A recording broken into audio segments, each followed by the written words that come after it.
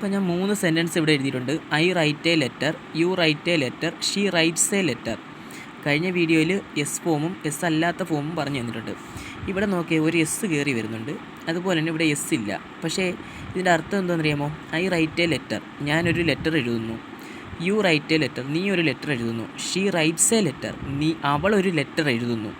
അപ്പോൾ എല്ലാത്തിൻ്റെ അർത്ഥം ഒന്ന് തന്നെയാണ്. പക്ഷേ ഇവിടെ ഒരു എസ് വന്നപ്പോൾ എന്ത് വന്നു? അതിൻ്റെ അർത്ഥം മാറിയില്ല. അതെങ്ങനെ സംഭവിച്ചു എന്നുള്ളത് നോക്കാം. ഇപ്പം ഐ യു, ഇപ്പോൾ 8 സബ്ജക്റ്റ് എന്നാണ് ഇത് പറയുന്നത്. അപ്പം I you we they he she it, പിന്നെ ഒരു നെയിം എന്ന് പറഞ്ഞാൽ എൻ്റെ പേരങ്ങ് ഓർക്കുക, നമ്മൾ അല്ലെങ്കിൽ നിങ്ങൾ ഓരോരുത്തരുടെയും പേരങ്ങ് ഓർക്കുക. അപ്പോൾ ഈ 8 വ്യക്തികളെയാണ് സബ്ജക്റ്റ് എന്ന് പറയുന്നത്. ഇതിനകത്ത് ഒരു സെൻറ്റൻസ് എഴുതുമ്പോൾ നമുക്ക് സബ്ജക്റ്റ് ഉണ്ടായിരിക്കും, പിന്നെ ഒരു വെർബ് ഉണ്ടായിരിക്കും, പിന്നെ ഒരു ഒബ്ജക്റ്റ് ഉണ്ടായിരിക്കും. ഈ സബ്ജക്റ്റ് 8 പേരാണിത്. ഇത് 8 പേരെ വെച്ചാണ് നമ്മൾ ഈ ടെൻസ് നിൽക്കുന്നത്. അപ്പോൾ ഈ 8 പേരിൽ ഇത് മാറുന്നതനുസരിച്ച് ഇപ്പോൾ ഇതിനകത്ത് ആദ്യത്തെ 4 വ്യക്തികളുണ്ടല്ലോ, ഐ യു വി ദേ.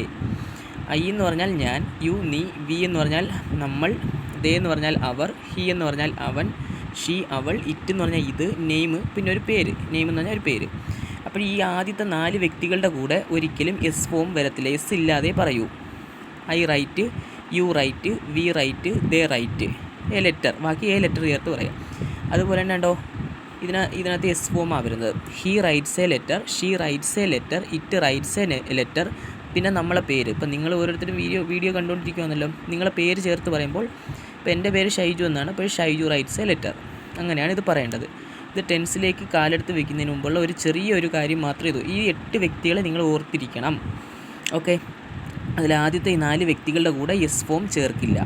അവസാനത്തെ 4 വ്യക്തികളുടെ കൂടെ എസ് ഫോം ചേർത്തേ പറയൂ.